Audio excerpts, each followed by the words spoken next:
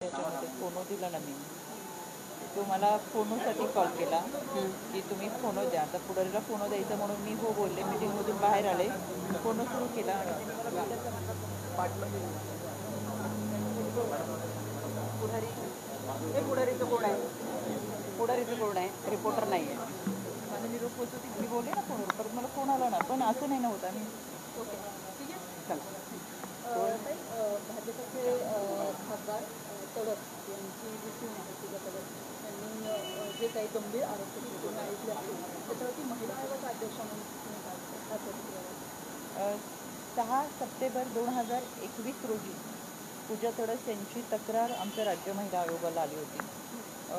त्याची दखल आम्ही सुमोटो केली. म्हणजे सुरुवातीला फक्त व्हिडिओ पाठवला होता, त्यावेळी कुठेही तक्रार त्यांची दाखल नव्हती.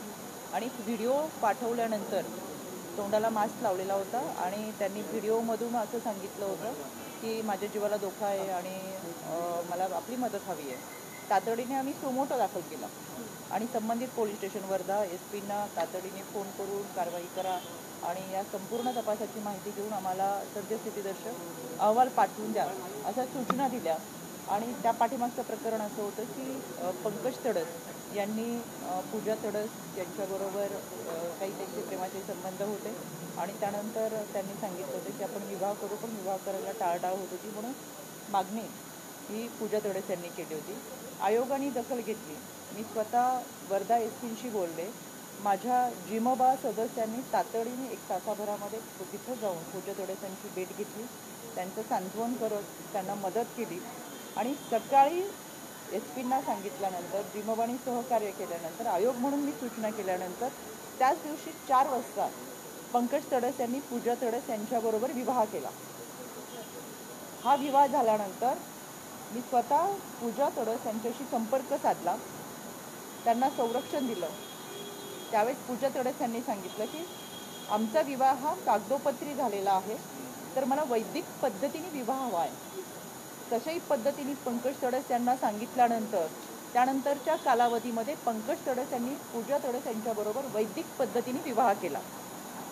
त्यानंतर आमच्या आयोगाच्या वतीनं पाठपुरावा केल्यानंतर पूजा तडस यांनी स्वतः समाधान व्यक्त केलं की आयोगाने यामध्ये पुढाकार घेतला, मला सहकार्य केलं, मला मदत केली, त्याच्यामुळे माझ्याबरोबर वैदिक पद्धतीने विवाह झाला, कागदोपत्री त्याची नोंद आहे आणि आता मी समाधानी आहे. त्याच्यामुळे माझी कोणतीही तक्रार नाही. हे 2021मध्ये घडलं. मध्यंतरीच्या काळामध्ये 2022, 2023, 2024 या इतक्या दिवसांच्या कालावधीमध्ये पूजा तडस यांची कोणतीही तक्रार ना पोलीस स्टेशनला दाखल झाली, ना राज्य महिला आयोगाकडे दाखल झाली. काल मला आश्चर्य वाटलं की अचानक पत्रकार परिषदेमध्ये पूजा तडस या लहान मुलाला घेऊन तिथं बसून पत्रकार परिषदेमध्ये सांगतात. जर त्यांना त्रास होत होता तर पूर्वी जशी आयोगाने त्यांना मदत केली तशीच मदत आयोगाने देखील केली असती तर त्यांनी आयोगाकडे तक्रार करायला हवी होती, मदत मागायला हवी होती, पोलीस स्टेशनला तक्रार करायला हवी होती. पण यामधील कोणतीही गोष्ट त्यांनी न करता प्रसारमाध्यमांसमोर जाऊन ज्या पद्धतीची माहिती त्या देत राहिल्या तर ते मला आश्चर्यकारक होतं. आणि यापूर्वीही आयोगाने तातडीने दखल घेत सकाळी केलेल्या तक्रारीमध्ये त्याची तातडीने तासाभरात दखल घेत 4 वाजता विवाह लावून देण्याचं काम राज्य महिला आयोगाच्या वतीनं आणि त्या पीडितेला न्याय देण्याची भूमिका राज्य महिला आयोगाने घेतली असताना सुद्धा इतक्या दिवसाच्या, इतक्या वर्षाच्या कालावधीमध्ये आयोगाशी संपर्क का केला नाही किंवा कोणतीही तक्रार आयोगाकडे का दिली नाही आणि ज्या पद्धतीने पत्रकार परिषदेमध्ये इतर कोणी त्यांच्याबरोबर बसून आयोगावरती बोलत होते हे याचा मी निषेध व्यक्त करते. आपण पूजा तडस यांचं म्हणणं आहे की मला लग्न झाल्यानंतर एका फ्लॅटवर ठेवलं, मला उपभोगाची वस्तू म्हणून तिथे वापरण्यात आलं, मला लोखंडी रॉडनी माझी मारहाण झाली.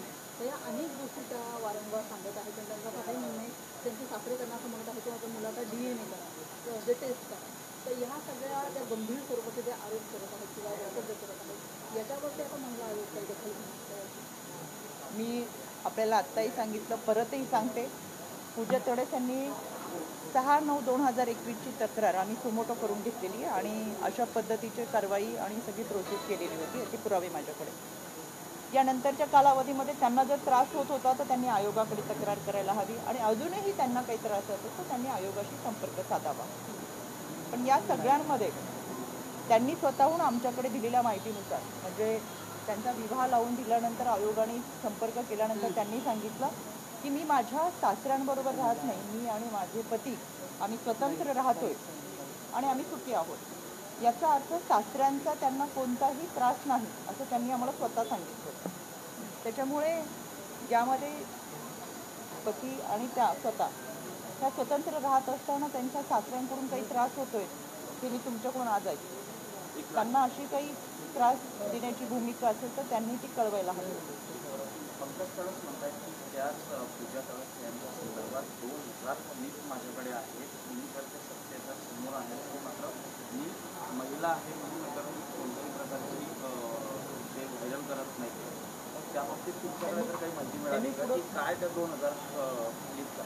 त्यांनी पुढे असंही म्हटलंय की पूजा तळस यांच्या माध्यमात त्यांनी माझ्या विरोधात अनेक या प्रश्नाचा आरोप करत आहे. पंकज तळस आत्ता सध्याच्या घटनांबाबत मला फारशी माहिती नाही, कारण की 2021मध्ये हे प्रकरण मी स्वतः हाताळलेलं आहे. पुढाकार घेऊन त्या सगळ्या गोष्टीच्या सूचना देऊन कारवाई केलेली आहे. मध्यंतराच्या काळामध्ये कोणत्याही तक्रारी आमच्याकडे आलेल्या नाही आहेत.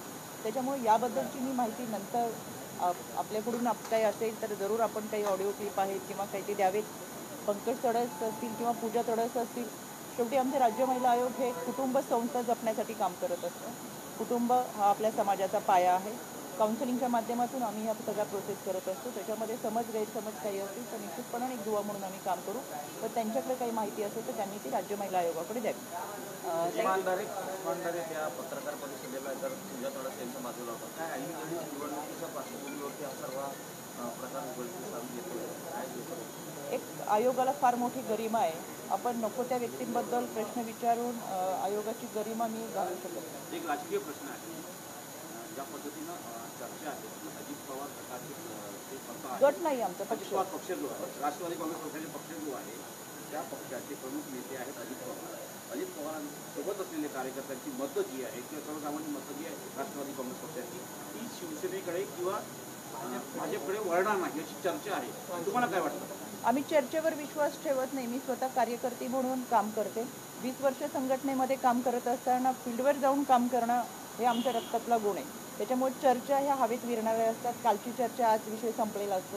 त्याच्यामुळं महायुती म्हणून आम्ही सगळेजण एकत्र आहोत, एकदिलाने काम करत आहोत. काल तर तुम्ही जर बालगंधर्वाचा मेळावा पाहिला आणि पुरंदरचा मेळावा पाहिला तर सर्व पक्ष सर्वजण एकत्र आहोत.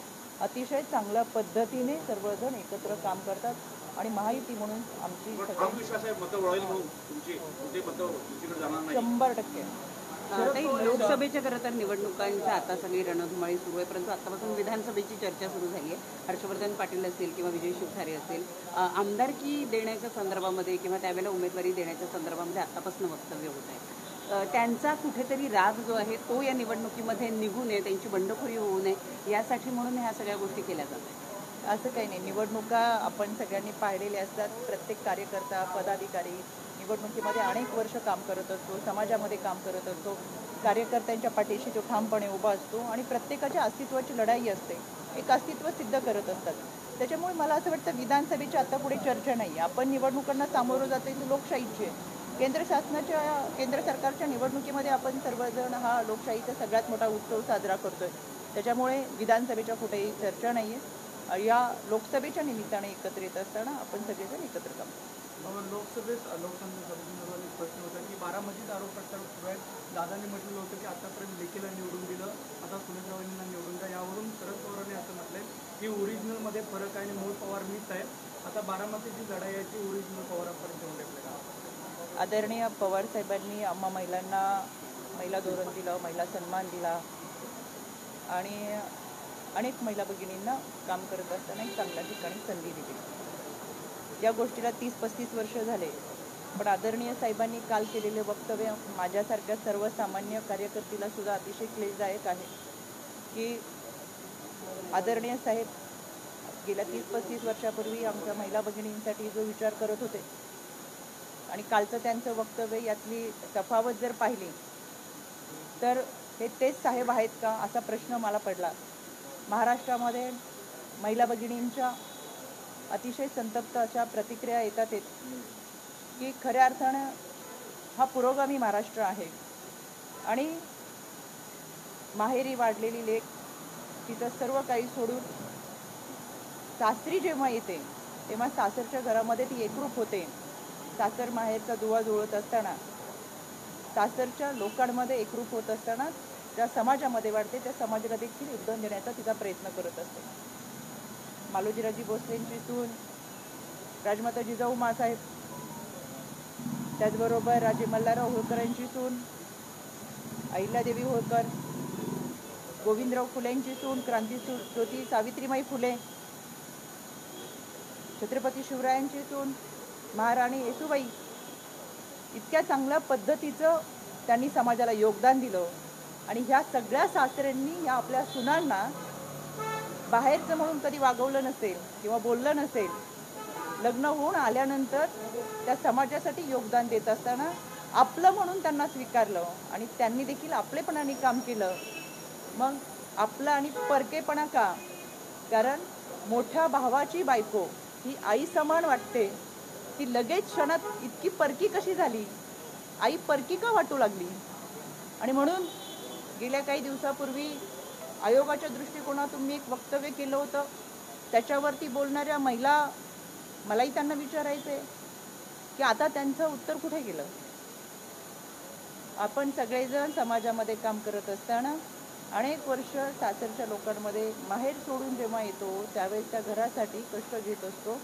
तर परकेपणा कोणता? आणि त्याच्यामुळे खरंच हे क्लेशदायक विधान मनाला फार वेदना देणारं. सवाल ये है कि जब शरद पवार ये कहते हैं कि ओरिजिनल होता है और ये तो बाहर से आए हैं, वो शरद पवार के तारीखों की बात करते हैं, महिलाओं को बात करते हैं कि घर के नेम प्लेट में पहले महिला का नाम होता है. ऐसे शरद पवार के जब बयान सामने आते हैं तो आप बताओ महिला क्या सोचते हैं? मैंने अभी यही कहा कि 30-35 साल पहले पवार साहब ने हमारे लिए महिला धोरण लाया, राज्य महिला आयोग लाया और महिला सम्मान दिया. हम बहुत रिस्पेक्ट करते हैं और उनकी वजह से हमें बहुत जगह पे काम करने का मौका मिला. लेकिन कल जब पवार साहब ने कहा कि इस ओरिजिनल और बाहर से आने वाली बहू के लिए, तो ये बहुत हमारे लिए क्लेशदायक है. Thank you so much. त्याच्यामध्ये फोनो दिला ना मी, तो मला फोनोसाठी कॉल केला की तुम्ही फोनो द्या. आता पुढारीला फोनो द्यायचा म्हणून मी हो बोलले. मीटिंगमधून बाहेर आले, फोनो सुरू केला आणि त्यांनी मला